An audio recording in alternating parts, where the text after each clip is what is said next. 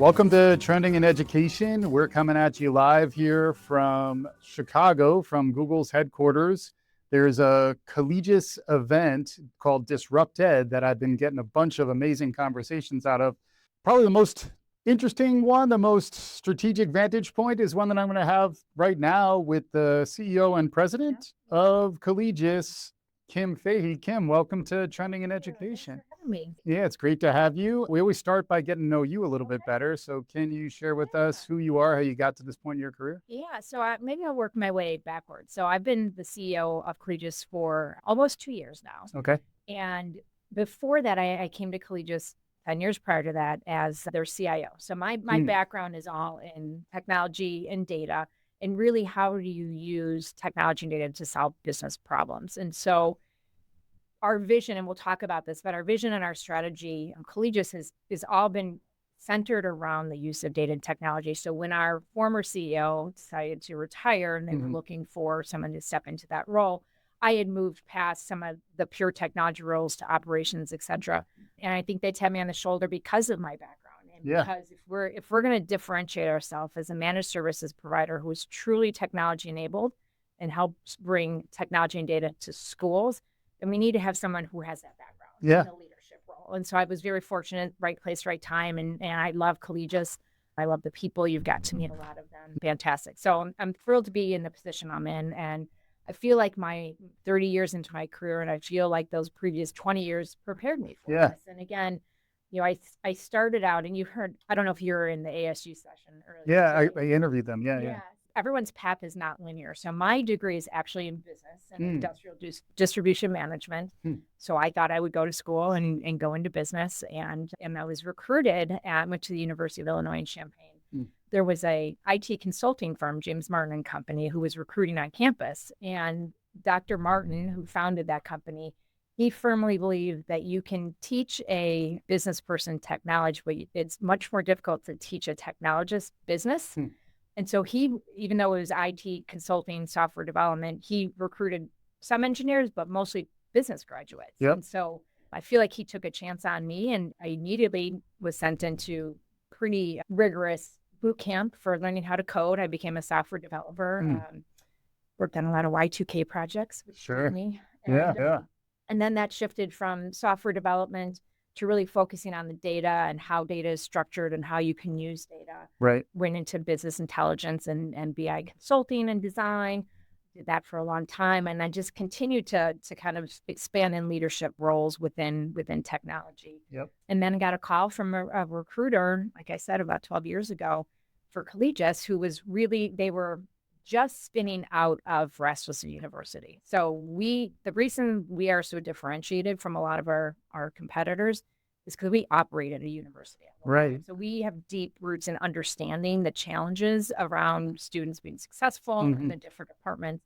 So they were spinning out of Rasmussen University and wanted to form a services business that would provide marketing, IT, and recruitment services back to colleges and universities. So they were looking for somebody to start the technology and services practice. So my background, my consulting background, I think uniquely qualified me for that. And so they brought me on board, and the rest is history. That's a pretty wild 10, 12 years as well. It's been very exciting. Especially looking at higher ed and some of the challenges within higher ed and then some of the upside and opportunity around technology. How are you seeing the current state of play? Because, there's a lot of talk about AI and there's still, the enrollment cliff that folks have talked about for years. It's happening right now. What's your perspective? What's your state of the union, if you will? Well, I mean, fortunately for us and for me, given my background, it is now more apparent than ever that without a strong technology ecosystem and posture, schools aren't going to survive. I mean, everything we've talked about today, and part of that's by design, but it's just the reality. All of the market pressures that are coming at schools are going to be dependent on some sort of technology solution or data solution in order to move past them. With the demographic cliff, for example, competition for students is becoming more and more fierce. So you have to not only differentiate your offering, but the student experience, and technology and data for personalization is key to that. And so we firmly believe that data and technology is going to be the catalyst that helps some schools thrive and survive. And those that don't embrace it are going to really struggle. The challenge is they're very ill-equipped to do it on their own. Right. And so they need partners who live and breathe it every single day, because you can't keep pace with the changes that are happening, especially with AI. And schools need to focus on educating students. That's what they're built for. That's what they do well. Yeah. And so they don't have the time and the energy and the money and the expertise to worry about what we do. Right. And so, the fact that we can take our capabilities, and we're working with 50 different schools now, and help them in these ways that they can't really help themselves. It's kind of my prediction.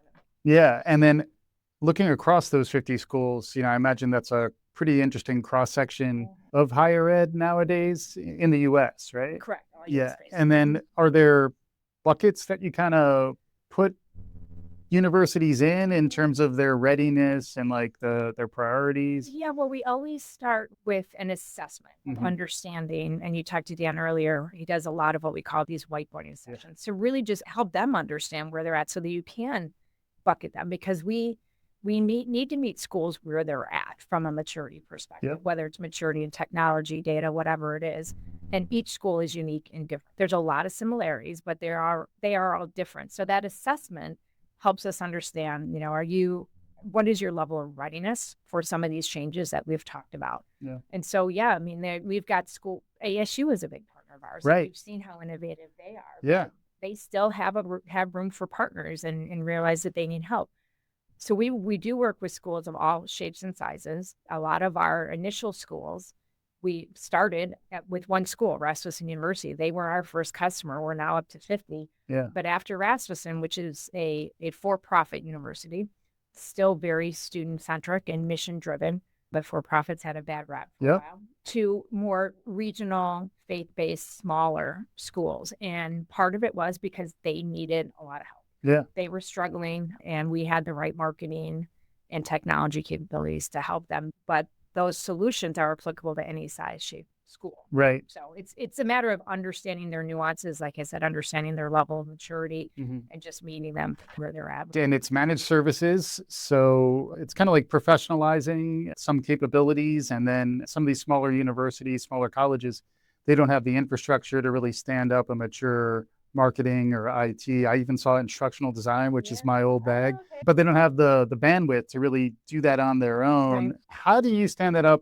yourself? And how do you choose the areas of expertise that you think make the most impact for your clients? Yeah. So part of why, I'll answer it a couple different ways, but going with a managed services partner is a big change for a lot of schools. And so the half of our battle is helping them understand, like I said earlier, what is your true mission? And is having these capabilities in-house within your four walls foundational to you achieving your mission? Or if you had a trusted partner who could maybe get you to your mission faster, cheaper, better, is that the right way to go? And so when we look at the capabilities that we bring to our partners, it's really around first understanding what are some of the market pressures and the demands and the trends, and what are the institutional priorities that they have. And then how can our solutions be customized, or configured is probably a better way to say it, configured to help them achieve those objectives. And so we have services across the student life cycle, but there's areas that we don't play in strategically because we don't believe that we can provide a big difference for them. Yeah. And then AI is the 600-pound gorilla in the room. How are you thinking about upskilling yourself and staying ahead of the curve there, and then providing managed services around AI and the transformation that's happening there for your partners? Yeah. So one of our core values at Collegis is innovation and education. And at one point, our mission statement was that we believe in the transformative power of education. We are not educators, but we help schools do their job. And that's, I think all of us have just this thirst and hunger for learning new things. So your question about staying current, all of our teams are just so curious. And I personally have been using AI for a couple of years. And when folks ask me how I use it, I forget which presentation it was, but it's really as a collaborator. And so in my role as CEO, having this collaborator where I can run ideas off of it, bounce challenges off of it, but the risk there is I bring 30 years of experience to that collaboration. What scares me is students and folks early in their careers, they're using AI as a collaborator or to complete assignments or to complete projects or whatever it is. They don't have that foundational experience to question. Yeah. You know what? That doesn't make sense. That answer, no. Yeah. So that's what worries me. Yeah. Is how do you, and I don't know how those folks, those students and those folks early in their career are going to get that experience because AI is taking some of that away. Exactly. And so I don't have an answer for that, but that's what scares me about AI. But internally, our teams, again, our objectives on a personal and a corporate level are all tied to innovation. Clearly, the innovation is tied to AI this year. Yeah. Our platform that we call the Connected Core, which we've built on top of the Google platform, I think the whole first half of the year was spent on enabling what we call the AI core. And essentially that's taking what we've built from a data perspective and enabling all of the Google AI advancements to be leveraged on top of that data. Yep. So, it's part of our annual objectives. We have KPIs that we measure. Yep. And it's how our people are going to get assessed if they've had a successful year is the amount of AI that they've deployed operationally, and then solutions like the Connected Core that we're bringing to our partners. Yeah, it makes a lot of sense. And I'd like to get into the Google relationship next, because that's certainly interesting. When you were talking, it did remind me of Beth Rudden, who's been on the show a few times, AI expert, ex-IBM. She was saying AI is great if you're already wise, which is kind of like what I was thinking of that when you were talking, where you kind of need to have the experience to bring to bear against the AI. And then there is this experience gap that we have now with entry-level jobs are now becoming automated and going to AI. So what is the future there, and what's the role that higher ed plays there will certainly be interesting. But let's shift gears maybe, and we're in the Google HQ here in Chicago. So what do you guys have going on with Google? So our partnership with Google started actually back in the Rasmussen days. Okay. And so we were very advanced and mature in how we leveraged Google as a way to attract new students. And so obviously there Google Ads, Google Analytics. So we were a very sophisticated user and a pretty large partner of theirs from a Rasmussen perspective. So we had a great relationship to start out there, but that was more of a vendor-customer relationship. And so when we spun out Collegis, our relationship started to evolve, but what Google started to realize is, given our deep expertise in the Google platform and technologies, we could help bring that at scale to schools. Yeah.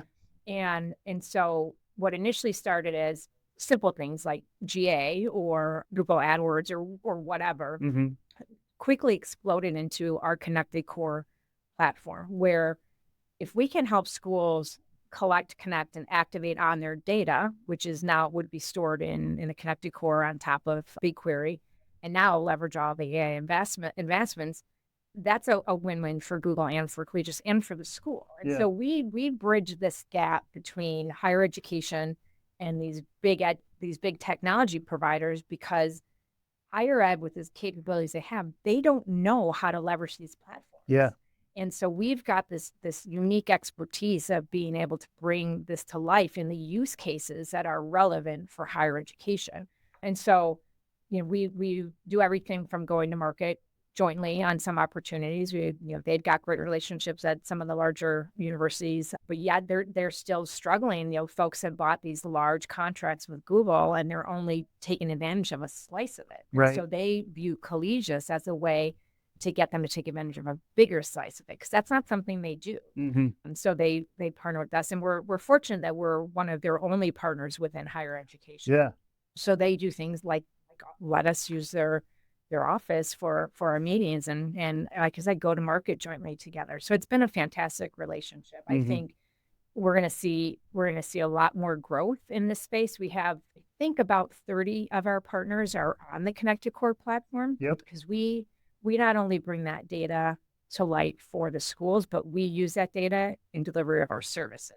So when we onboard somebody for enrollment services or marketing services, you have to be on the Connected Core, because we eat what we You're drinking your own champagne. Yeah, exactly. Yeah. So we can't deliver these differentiated, personalized services if we don't have data. Yeah.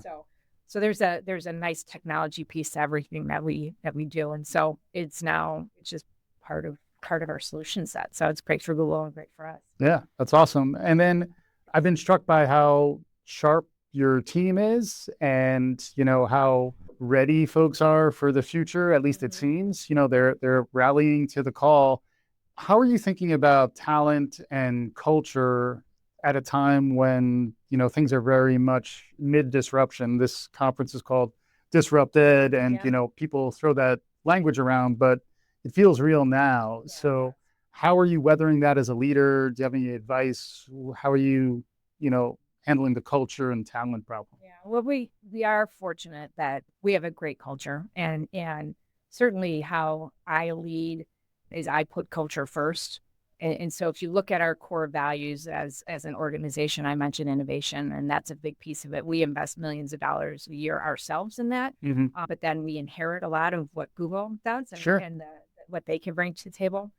But the other big piece of our culture is putting our partners first. So always thinking about the student, always thinking about the school, what's best for the school. And so we have in every one of our relationships, we have a senior level partner manager who's basically embedded into that school to really, truly understand their mission. What are they trying to achieve and how can we partner with them? So that partner first mentality that's aligned to the mission of the school, I think it drives our folks as well. And then also reputation is huge for us. Higher ed's a small market. So, we have a reputation of being partner first and being very authentic. Even when we bring new partners on, I'm very transparent that, making these kind of changes, it's going to get worse before it gets better. Right. But we're partners. And so you have to be my partner when it gets worse, and then I have to be your partner to make it better. Yeah. So that authenticity, I think people like working in that environment, and our partners certainly appreciate it. But if you're able to work with good people, you're being pushed to innovate every year, you are able to put your customers and partners first, and at the end of the day, help play a little part of helping students succeed. It's created this great culture. Now, we've had our challenges like everybody. I mean, transitioning away from Rasmussen, because they're no longer a partner, to a truly standalone entity. We've had to make some difficult organizational decisions, but the folks who have stayed with us through that, I feel, are more committed than ever. They see the vision of where we're going. They can see Collegis' role in the future of education and how what we provide is necessary. So I think it's just this blend, and we push people hard, but we also support them. Yeah. And then how about looking ahead? Where do you see Collegis heading? What do you see on the horizon? I mean, it's certainly a turbulent time for higher ed in the U.S. The regulatory climate, the new administration seems to be going in different directions. It's hard to plan. It's hard to be strategic. It's a place where maybe folks need partners like yourself. But what do you see on the horizon? One thing that struck me in all the conversations I've had today is there's a lot of optimism, which is, I think, important to articulate when we're all in the midst of doom scrolling and whatever else is going on. But what do you see on the horizon? Well, I think part of our success is also that we've really, really focused on our core competencies, what we've done, what we do well. And again, the data and tech piece of that. And so I see us being able to hopefully help more and more schools. Like I said, we don't have a one size fits all model, but we have a model that does work across the space. I would love to see us expand more into community colleges. I think that is a great sector right now. I think there's a ton of opportunity from an affordability perspective, alignment with workforce, with the workforce Pell Grants. I could see us working very closely. And so I see us moving more and more into the community college space. We have a couple fantastic partners. So I see a lot more advancements. I think things are going to start to advance faster, and we're going to have to try to stay ahead of that. But I think it's going to be a lot of focusing on what we believe is true, and that's data tech talent to drive impact. And so if we stay focused there, I think we can start to make a broader impact across the market. Amazing stuff. Here with Kim Fahey. Parting shots, parting takeaways, concluding thoughts for folks? Well, I think you kind of nailed it already. There's a lot of negativity out there from every angle, and really not getting mired down in that and just sticking to what's true from a corporate culture.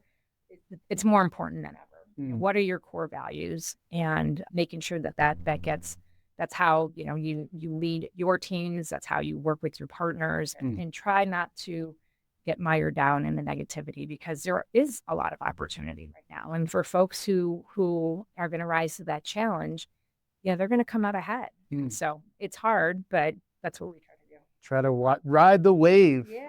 This technology's coming, and if you get out ahead of it, you ride it in the right way, you can land in a better tomorrow. Right. Amazing conversation, Kim. Thank you so much for joining me. Yeah. Cool. That was great.